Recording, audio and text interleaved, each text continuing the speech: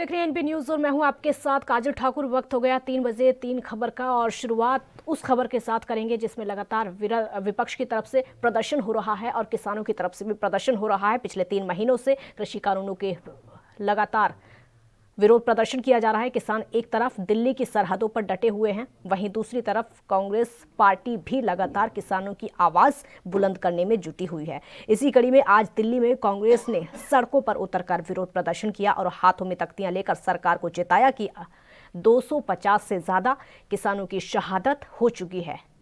अब और कितने किसानों की शहादत सरकार को चाहिए। इसके अलावा विपक्ष आज पेट्रोल डीजल की बढ़ती कीमतों को लेकर सरकार को घेरने में लगा हुआ है। आपको बता दें कि एक तरफ जहां आज केरल के तिरुवनंतपुरम में कांग्रेस नेता शशि थरूर ने पेट्रोल और डीजल की बढ़ती कीमतों को लेकर अपना विरोध जताने के लिए ऑटो रिक्शा चालकों के साथ रस्सी से ऑटो खींचा, तो वहीं आरजेडी नेता तेजस्वी यादव पेट्रोल डीजल की बढ़ती कीमतों को लेकर साइकिल पर सचिवालय पहुंचे। आपको ये बता दें कि बिहार विधानसभा बजट सत्र का 6वां दिन है और तेजस्वी साइकिल चलाकर बजट सत्र में हिस्सा लेने के लिए विधानसभा पहुंचे। यहां पर आपको ये भी बता दें कि इससे पहले भी तेजस्वी यादव किसानों के समर्थन में ट्रैक्टर चलाकर बजट सत्र में हिस्सा लेने के लिए विधानसभा पहुंच चुके हैं और आज पेट्रोल डीजल की बढ़ती कीमतों को लेकर साइकिल पर सवार होकर सचिवालय पहुंचे।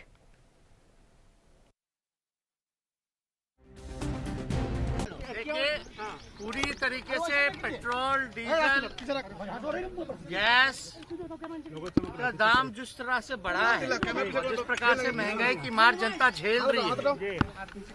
आप लोग जानते हैं, यही बीजेपी के लोग जो है पहले गाना गाते थे कि महंगाई डाइन खाई जाते हैं। आज महंगाई जो है इनकी भौजाई लगी हुई है। इसलिए हम सब लोग जो है जिस प्रकार से कमर तोड़ महंगाई है, आज आम जनता का जो है कमर तोड़ दिया गया है। और ये साफ तौर पे हमने पहले भी कहा कि पेट्रोल डीजल की कीमतों को बढ़ाने का एक मेन मकसद ये भी था कि किसानों पर किसी न किसी प्रकार से तंग किया जाए, उन पे हमला किया जाए। और ये आम आदमी से लेकर के देश ऐसे ही जो है बेरोजगारी का केंद्र होता जा रहा है और ऊपर से जिस प्रकार से महंगाई चरम सीमा पर है, इसमें आम लोगों का जीना जो है या घर चलाना जो है वो बड़ा मुश्किल हो गया है। इसलिए हमने पहले भी कहा था, ये भाजपा के लोग जो है उस चुनाव आता है तो प्रचार करते हैं कि कमर तोड़ महंगाई है और इसको जो है हम लोग जो है कम करेंगे, लेकिन कम करने के बजाय जो है लगातार समय समय पर जो है बढ़ाया जा रहा है। और वो तब जब कच्ची तेल जो प्रति बैरल जो है इंटरनेशनल मार्केट में सस्ता हो रहा है, तो जिस हिसाब से बिहार सरकार ने भी टैक्स बढ़ा दिया, यहाँ के भी लोगों ने टैक्स बढ़ाया है। मुख्यमंत्री के पास कोई जवाब नहीं रहता, इस पे जो है कोई एक्सप्लेनेशन नहीं देते। तो इस हिसाब से जो आम जनता की जो तकलीफें हैं उसको लेकर के सिंबॉलिकली रूप से जो है आज हम लोग जो है हमने ट्रैक्टर भी चलाया, आज जो है लगेगा क्या?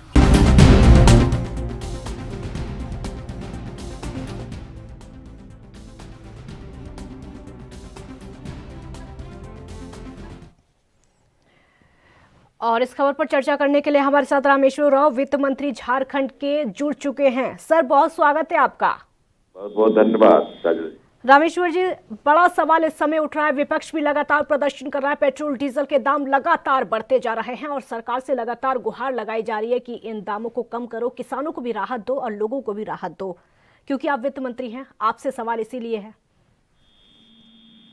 जी, ये सही है कि आप इसके लिए 2000 ज्यादा दूर नहीं जाना, पीछे नहीं जाना पड़ेगा। हमको 2014 अप्रैल से आज की स्थिति में देखना है क्या हो रहा है पेट्रोल डीजल गैस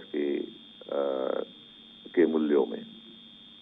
क्या था, 60 रुपये 61 रुपये हुआ करता था पेट्रोल, 57-58 रुपये डीजल 2014 के अप्रैल में। आज क्या है, आज 100 पार कर गया दोनों। डीजल का थोड़ा कम है, 1 रुपये 2 रुपये, लेकिन 100 के करीबन पार कर गया है। लोग पूछते हैं कि देश में हो क्या रहा है, किसान पूछते हैं कि हो क्या रहा है, हम कहाँ से लाएं इतने पैसे डीजल खरीदने के लिए कि हम खेती करें। और फिर बाजार में ले जाएं बढ़े हुए लागत में, और मूल्य तो उतना ही मिलना है। ये तो नहीं पूछा कि लागत बढ़ गया तो मूल्य अनाज का ज्यादा दें, सब्जी का ज्यादा दें, गेहूं चावल का ज्यादा दें। तो स्थिति भयावह होती जा रही है। इस पर नियंत्रण जरूरी है। भारत सरकार का नियंत्रण बहुत जरूरी है। भारत सरकार रामेश्वरम कुछ जी, मेरा एक और सवाल आपसे होगा, और सवाल ये होगा, जब सरकार से सवाल किया जाता है, चाहे विपक्ष सवाल करे या फिर पब्लिक सवाल करे, सरकार का सिर्फ एक ही जवाब होता है, उनके मंत्रियों का सिर्फ एक ही जवाब होता है कि हमारे हाथ में कुछ नहीं है। नहीं, हमारे हाथ में इसमें पेट्रोल डीजल गैस में है, भारत सरकार के हाथ में है। वो एक्साइज ड्यूटी जो बढ़ाते चली जा रही है ना, मूल्य तो बहुत ज्यादा नहीं बढ़े हैं, $63 प्रति बैरल है, जबकि 2013-14 में $108 प्रति बैरल हुआ करता था। देखिए, आसमान जमीन हम कह सकते हैं कि अंतर आ गया है। दाम घटे हैं क्रूड ऑयल के, और लेकिन हमारा मूल्य हमारे देश में सबसे ज्यादा लगता है कि हमारे देश में ही, आगे के अखबारों से पढ़ने को मिलता है कि हमारे देश में सबसे ज्यादा है। श्रीलंका वगैरह जितने देश हैं, पेट्रोल डीजल के दाम कम है। इंटरनेशनल मार्केट में तो सबके लिए बराबर है। वो लाते हैं, कम दाम में बेचते हैं। और भारत में यहाँ पर केंद्र सरकार इतना एक्साइज ड्यूटी लगा दी है कि मूल्य बढ़ते चला जा रहा है। इसका देखना है। मेरा एक सवाल किसानों को लेकर आपसे होगा, क्योंकि कांग्रेस प्रदर्शन कर रही है दिल्ली में, और कांग्रेस का कहना है कि 250 किसान शहादत दे चुके हैं, लेकिन सरकार चुप बैठी है। जी, कांग्रेस का ये कहना बहुत सही है। हम लोग झारखंड में आपने देखा होगा कि 20 तारीख को हम लोग यहाँ बहुत बड़ा प्रदर्शन किए थे हजारीबाग में। लगभग 2000 ट्रैक्टर लाया गया था किसानों द्वारा, और 20,000 से अधिक किसान लोग उसमें ज्यादा थे, और भी होंगे, ये नहीं कहूँगा कि सब किसाने थे, लेकिन किसान ज्यादा थे। 20,000 से ज्यादा, हो सकता है 25-30 हजार होंगे। इतनी संख्या में रैली में आए, ये दिखाता है, प्रदर्शित करता है कि किसान कितने उद्वेलित हैं, आंदोलनरत हैं। ये 3 जो कानून भारत सरकार ने बनाया है, वो मानते हैं कि तीनों कानून कृषि के विरुद्ध है, किसानों के विरुद्ध है। अब सरकार क्यों ऐसा कहती है कि नहीं, किसानों के लिए हम बनाए हैं? जिसके लिए बना हुआ है वो कहता है कि ये कानून ठीक नहीं है, ये नुकसान करेंगे किसानी को, तो भारत सरकार कौन होती है कहने के लिए कि ऐसा नहीं है? ये देखना पड़ेगा। डेमोक्रेसी है ना, लोगों के बात सुनना पड़ेगा। एक और महत्वपूर्ण सवाल सर मेरा आपसे है, झारखंड की सरकार क्या सोचती है किसानों को लेकर, किसान आंदोलन को लेकर? देखिए, हमारा तो किसानों के, हम कांग्रेस पार्टी के हैं, मैं यहाँ वित्त मंत्री हूँ, कांग्रेस का प्रदेश अध्यक्ष भी हूँ, और मैंने इतिहास पढ़ा है। कांग्रेस का इतिहास शुरू से ही रहा है किसानों के पक्ष में। संक्षेप में अगर इजाजत दीजिए तब बोलूं, 1917 से शुरू होता है कहानी। महात्मा गांधी चंपारण में गए, किसानों के पक्ष में आंदोलन किए, और किसानों की जीत हुई। 1918 में खेड़ा में किसानों को दिक्कतें हुई ब्रिटिश सरकार से। गांधी जी गए, सरदार पटेल गए, अगुवाई किए किसानों के आंदोलन का, और जीत हुई। 1928 में इसी तरह से वो बरडोली में उसी तरह किसानों के साथ दिया हम लोगों ने, जीत हुई। देश आजाद हुआ, प्रथम पंचवर्षीय योजना लागू हुआ। प्रायोरिटी किसको दिया गया? कृषि को दिया गया, किसानों को दिया गया, किसानी को दिया गया। फिर आगे बढ़ते हैं, जय जवान के साथ साथ हमने किसानों की भी जय बोली, जय जवान जय किसान। एमएसपी का कंसेप्ट लाया कांग्रेस पार्टी ने। 2007 में जब कर्ज से डूबे हुए थे किसान, तो कर्ज माफी का स्कीम लाया। झारखंड में भी हम लाए ना। झारखंड में भी हम लोग इस साल 50,000 तक जो लोन है किसानों के, उसको माफ कर दिया है। प्रक्रिया शुरू हो गई है ऑलरेडी। अगले वित्तीय वर्ष में और बढ़ाएंगे हम, जो लाख तक जिनको होगा कर्ज, उनको भी माफ करेंगे। तो किसानों के पक्ष में है मैडम हम। किसानों रामेश्वरम जी, मौजूदा देश के मौजूदा हालातों को लेकर एक और मेरा सवाल आपसे होगा। देश में 5 राज्यों में चुनाव होने हैं, लगभग 2 से 3 महीनों के अंदर ही 5 राज्यों में चुनाव हो जाएंगे। बीजेपी है किसानों को छोड़कर लगातार दूसरे राज्यों में प्रदर्शन करे, चाहे वो प्रधानमंत्री हो, गृह मंत्री हो या फिर अन्य जो दिग्गज हो वो हो। कांग्रेस लगातार किसानों के आंदोलन की आड़ में राजनीति को भुनाने की कोशिश कर रही है, यानी किसी की भी तरफ से कमी नहीं की जा रही है। कंचन जी, काजल जी, मैं ये कहना चाहूंगा, हम राजनीति उस तरह से चुनाव जीतने के लिए नहीं कर रहे। मैंने इतिहास बताया ना शुरू से ही। 1917 में कुछ चुनाव तो नहीं हो रहा था, 1918 में कुछ चुनाव तो नहीं हुआ, 1928 में कुछ चुनाव तो नहीं हुआ। और 5 वर्षीय योजना जो लागू किया प्रधानमंत्री जवाहरलाल नेहरू जी ने और कृषि को प्राथमिकता दी, वो तो इलेक्शन के बाद दिया। 2007 में कोई चुनाव नहीं था, जब हमने लोन लाया यूपीए की सरकार ने, सोनिया जी के निर्देश पर लोन कर्ज माफी की योजना लाई गई।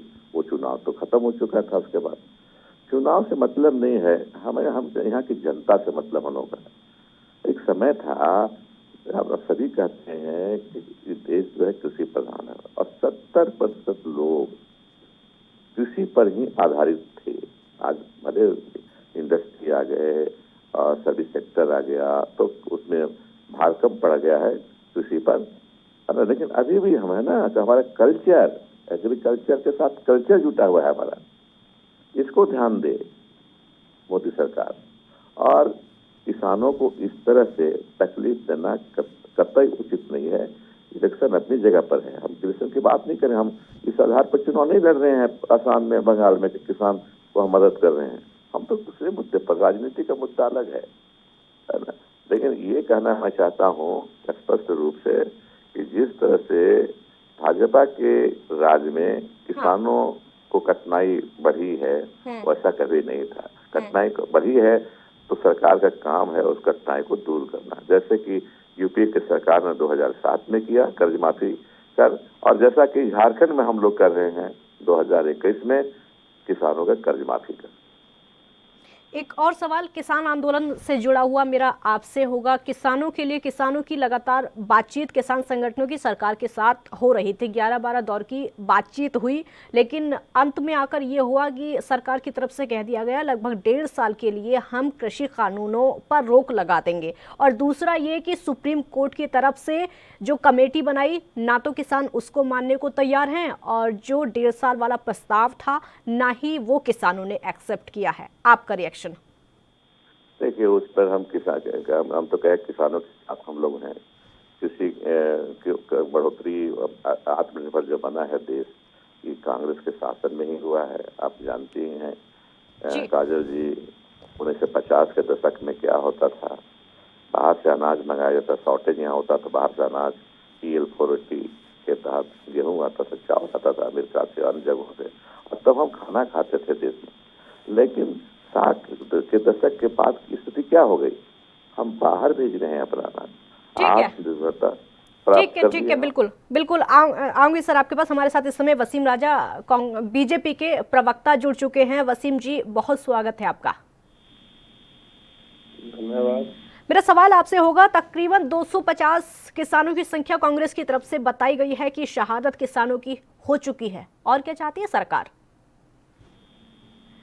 देखिए, कांग्रेस जो बता रही है कि इतने किसानों की शहादत हो चुकी है, ये हमें भी पता है और देश को भी पता है। लेकिन ये जो शहादत हुई है, ये कहीं ना कहीं ये सारी शरारत जो है कांग्रेस की वजह से हुई है, क्योंकि ये आंदोलन अब सिर्फ किसानों का आंदोलन नहीं रहा, ये आंदोलन जो है विपक्ष का आंदोलन बन चुका है। जैसा कि पीछे संबोधन में हमारे देश के प्रधानमंत्री ने भी कहा कि ये आंदोलन जो है पवित्र हो गया है, पूरी तरह अपवित्र हो गया है। और इस आंदोलन में आंदोलन जीवी जो विपक्ष के लोग हैं, जो आंदोलन खुद नहीं कर सकते, किसानों के आंदोलन में घुस के, जितना भी विपक्ष था देश का, लोग विपक्ष को देखना पसंद नहीं करते, कांग्रेस के झंडे को पसंद नहीं करते। आज कांग्रेस के कार्यकर्ताओं के हाथ में किसान संगठनों का झंडा है और इस आंदोलन को पूरी तरह से गुमराह करके, इसे दिशा से भटका के ये अपनी राजनीतिक जमीन ठीक है, तलाश बिल्कुल कर रहे हैं बिल्कुल, और ठीक है, कुछ ठीक है। बहुत बहुत शुक्रिया आप दोनों का, बहुत शुक्रिया आप दोनों का। तो लगातार जो प्रदर्शन है कांग्रेस का वो बरकरार है। किसानों की शहादत को लेकर कांग्रेस सवाल उठा रही है, लेकिन जब सरकार से सवाल किया जाता है तो उनका साफ तौर पर कहना है कि इसको राजनीतिक प्रायोजित बनाया गया है। छोटा सा ब्रेक यहाँ पर लेते हैं, ब्रेक के बाद जल्द हाजिर होंगे।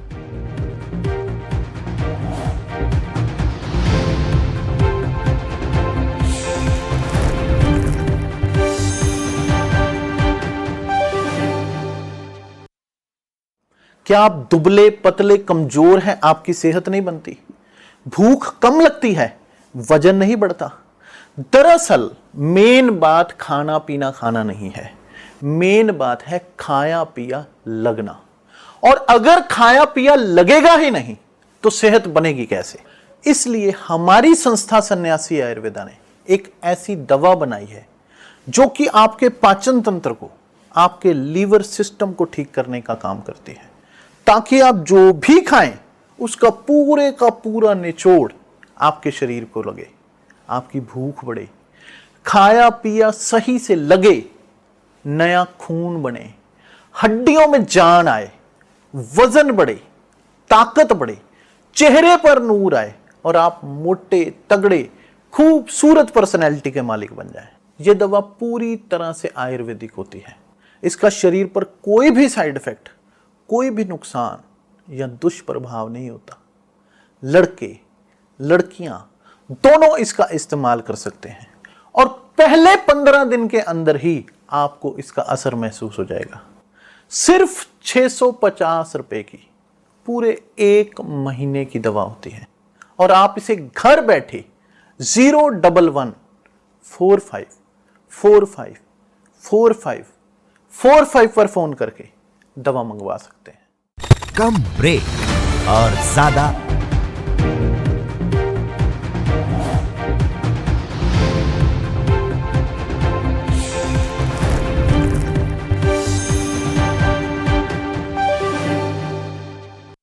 ब्रेक के बाद एक बार फिर स्वागत है आपका। पंजाब और हरियाणा हाई कोर्ट ने आज एक्टिविस्ट नवदीप कौर को जमानत दे दी है और आपको बता दें कि नवदीप कौर मामले में पंजाब और हरियाणा हाई कोर्ट ने आज सुनवाई हुई थी। नवदीप की गिरफ्तारी और हिरासत में अत्याचार की खबरों पर हाई कोर्ट ने संज्ञान लिया था। नवदीप कौर पर 3 FIR दर्ज हुई थी। इनमें से 2 FIR में नवदीप को पहले ही जमानत मिल चुकी थी। ऐसे में उनके बाहर आने का रास्ता साफ हो गया है। मजदूरों के हक में आवाज उठाने वाले मजदूर अधिकारी संगठन के अध्यक्ष शिव कुमार और सदस्य नवदीप कौर की जमानत मामले में सुनवाई के दौरान DSP ने अपनी रिपोर्ट में बताया था कि किसानों के हक के नाम पर ये उद्योगों से उगाही का काम कर रहे हैं।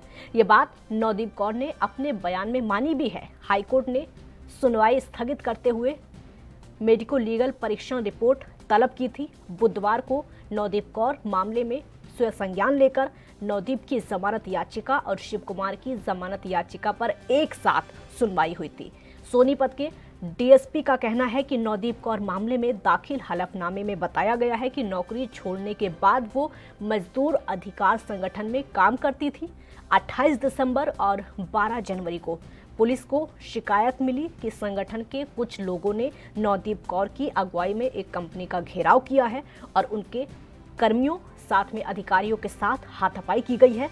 DSP ने यह भी बताया कि नवदीप कौर ने भीड़ को भड़काया, जिसके बाद भीड़ ने पुलिस पर हमला कर दिया था। इसकी रिकॉर्डिंग भी पुलिस के पास मौजूद है। पुलिस पर हमले में एक महिला समेत 7 पुलिसकर्मी घायल हो गए थे। FIR नंबर 25 में Punjab and Haryana high court ने नवदीप कौर को बेल ग्रांट कर दी है। हमारी जो सारी टीम थी DSGMC की तरफ से, जिसको हेड किया जा रहा था mister RS Cheema senior advocate ने, तो ही argued today and she is been granted bail. उसमें हाई कोर्ट ने इस चीज़ के बारे में ये कहा है कि 307 के रिगार्डिंग कोई भी चीज़ें ऑन रिकॉर्ड नहीं है। सो देयरफॉर उस चीज़ के ऊपर there is no material on record. Therefore the High Court has ordered कि उसकी उसे बेल ग्रांट कर दी गई है एंड विद अ रिस्ट्रेंट की कोई भी लॉ एंड ऑर्डर सिचुएशन ना क्रिएट हो। सिर्फ एक ये चीज़ मेंशन की है उसमें। और अब उसके जो बेल बॉन्ड्स हैं वो उसकी तैयारी सोनीपत डिस्ट्रिक्ट कोर्ट में जितेंद्र कुमार जी एडवोकेट कर रहे हैं और श्योरिटीज़ जो हैं all of that is being prepared by DSGMC। सो उन सारी चीज़ों की तैयारी हो रही है। नाउ वी आर वेटिंग कि जैसे ही ऑर्डर साइन होते हैं we will get those orders and. और इस खबर पर ज्यादा जानकारी के लिए गुरदेव सिंह संवाददाता करनाल से हमारे साथ ज्यादा जानकारी के लिए जुड़ चुके हैं। गुरदेव, बड़ी राहत नवदीप कौर को मिली है, हालांकि कई तरह के आरोप लगाए गए थे, क्या जानकारी अब मिल पा रही है और क्या अपडेट है?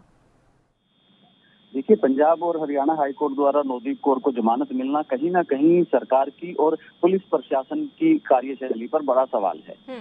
और जहां तक अगर नवदीप कौर की बात की जाए तो किसानों को भी इसमें बड़ा एक प्रोटेस्ट को उनके एक बड़ा जोश मिला है कि उनको जमानत मिली है। पुलिस प्रशासन ने उन पर आरोप लगाकर पिछले 12 जनवरी को जो है उन्हें गिरफ्तार किया था, हत्या करने जैसे संगीन मामले और 2 आरोप भी लगाए थे। लेकिन नवदीप कौर लगातार जो है किस मजदूरों के अधिकारों के लिए लड़ती आई हैं, तो सामाजिक संगठन भी जो है ना उनके लिए, उनके हक में जो है सड़कों पर उतरे थे, बार बार प्रदर्शन कर रहे थे कि उन्हें जमानत मिलना चाहिए। तो माननीय न्याय कोर्ट ने जो है उन्हें आज जमानत दे दी है, तो किसानों के अंदर भी इस बात को लेकर काफी खुशी है। जी, पुलिस की कार्यशैली पर सवाल लगातार उठ रहे हैं, उसकी कई वजह लगातार निकलकर सामने आ रही है। एक तो ये कि भीड़ को भड़काने का आरोप लगा है, जिस भीड़ ने हमला किया था उसमें 7 पुलिस वाले भी शामिल थे, इसको लेकर क्या कहा जा रहा है? देखिए, कहीं ना कहीं अगर पुलिस प्रशासन की बात करें, जो उनके हत्या करने की कोशिश के जो आरोप लगे हैं, वो माननीय कोर्ट ने जो उनको जमानत दी है, तो कहीं ना कहीं इस बात पर बड़ा सवाल उठाया गया है कि वो मुकदमे जो उनके ऊपर लगाए गए हैं, जो आरोप उन पर लगाए गए हैं, कहीं ना कहीं उनमें भी सच्चाई सामने नहीं आ रही है। तो पुलिस प्रशासन भी उसमें बैकफुट पे कहीं ना कहीं गया है। अगर नवदीप कौर की बात की जाए तो उनका जो पिछला जो रिकॉर्ड रहा है वो सारा का सारा एक समाज सेवी के रूप में रहा है कि वो मजदूरों के हक की लड़ाई हमेशा लड़ते रहे हैं। और जब वो किसान संगठनों के साथ उन्होंने अपना समर्थन दिया, किसान आंदोलन को जब अपना समर्थन दिया है, तो सरकार को कहीं ना कहीं वो नागुजार निकला है। तो उसकी वजह भी हो सकती है कि उन्हें कई आरोप के तहत जो है ना अरेस्ट किया गया। हत्या के प्रयास का मुकदमा दर्ज किया गया। नवदीप का कहना है, उन्होंने अपनी याचिका में कहा था कि गलत तरीके से उनको फंसाया गया। कितनी सच्चाई सामने आ रही है? देखिए, नवदीप कौर ने जो आरोप लगाए हैं पुलिस प्रशासन के ऊपर के उनको हिरासत के दौरान उनके साथ मारपीट की गई, उनके बार बार कहने के बावजूद जो है उनकी मेडिकल जांच नहीं करवाई गई और उनको मानसिक रूप से भी प्रताड़ित किया गया, ये बड़े सवाल हैं पुलिस की कार्यशैली पर। तो इसको लेकर के भी जो माननीय कोर्ट है उन्होंने बड़ा संज्ञान लिया है। पुलिस प्रशासन से और सरकार से इस बात को लेकर के उन्होंने लताड़ लगाई है कि इस तरह की जो कार्यशैली पुलिस प्रशासन की है कहीं ना कहीं वो गलत है। ठीक है, बहुत शुक्रिया आपका इस पूरी जानकारी के लिए। तो बड़ी राहत नवदीप कौर को मिल गई है। तीसरी खबर का रुख करेंगे। 5 राज्यों में आगामी विधानसभा चुनाव की तारीखों का ऐलान आज हो सकता है और उसके लिए चुनाव आयोग ने दिल्ली स्थित विज्ञान भवन में आज शाम 4:30 बजे प्रेस कॉन्फ्रेंस बुलाई है। और माना यह जा रहा है कि इस प्रेस कॉन्फ्रेंस में आयोग 4 राज्यों और 1 केंद्र शासित प्रदेश में चुनावी तारीखों की घोषणा कर सकता है। आपको यह भी बता दें कि पश्चिम बंगाल, असम, केरल, तमिलनाडु और पुडुचेरी में चुनाव होने हैं। 5 राज्यों में से 1 असम में बीजेपी की सरकार है। वहीं पुडुचेरी में पिछले हफ्ते कांग्रेस की सरकार गिरने से वहां पर राष्ट्रपति शासन लागू हो गया था। आयोग के सूत्रों के अनुसार पश्चिम बंगाल में 6 से 8 चरण में चुनाव हो सकते हैं, जबकि असम में 3 चरणों में मतदान करवाया जा सकता है। वहीं केरल, तमिलनाडु और पुडुचेरी में एक ही चरण में मतदान हो सकते हैं। तो ये ऐसी संभावनाएं जताई जा रही हैं। चारों राज्यों और केंद्र शासित प्रदेश की मतगणना एक ही दिन होगी, ये भी संभावना जताई जा रही है। 1 मई से पहले विधानसभा गठन की प्रक्रिया पूरी कर ली जाएगी। 4 मई से बोर्ड की परीक्षाएं होने वाली हैं। इसके मद्देनजर आयोग की योजना 1 मई से पहले चुनाव कार्यक्रम संपन्न कराने की है। आयोग ने सबसे ज्यादा दौरे इन 5 राज्यों में किए हैं। अभी भी एक टीम पश्चिम बंगाल के दौरे पर है।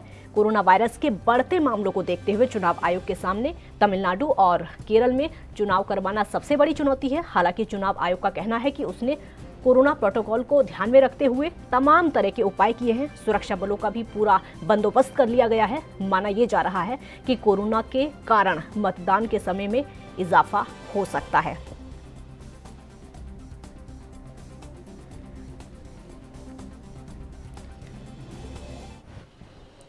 नेपाल सिंह, राजनीतिक विश्लेषक, हमारे साथ जुड़ चुके हैं। बहुत स्वागत है आपका। नेपाल जी, 5 राज्य हैं जहां पर लगभग 2 से 3 महीनों में चुनाव हो सकते हैं और 5 ही राज्यों में चुनावी तारीखों का ऐलान आज हो सकता है। क्या लग रहा है आपको?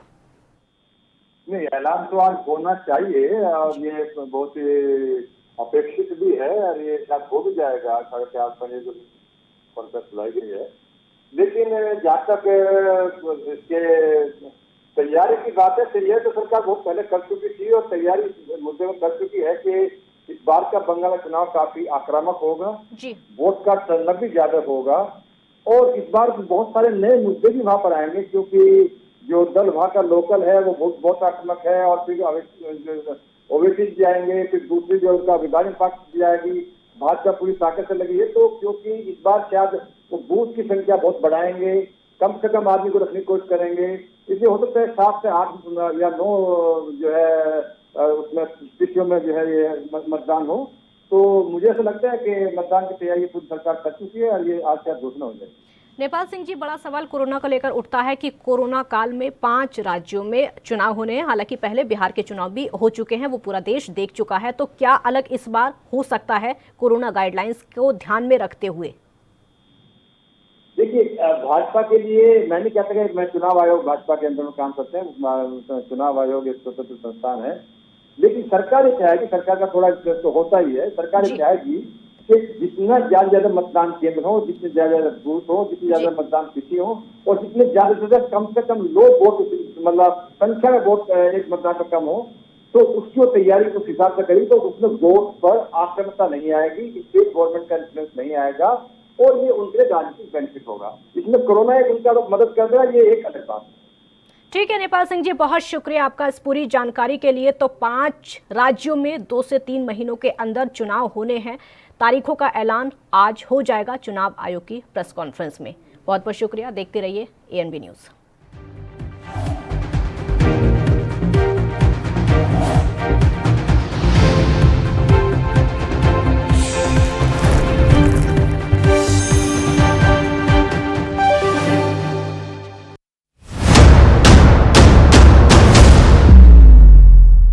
हक की बात दोपहर 12 बजे।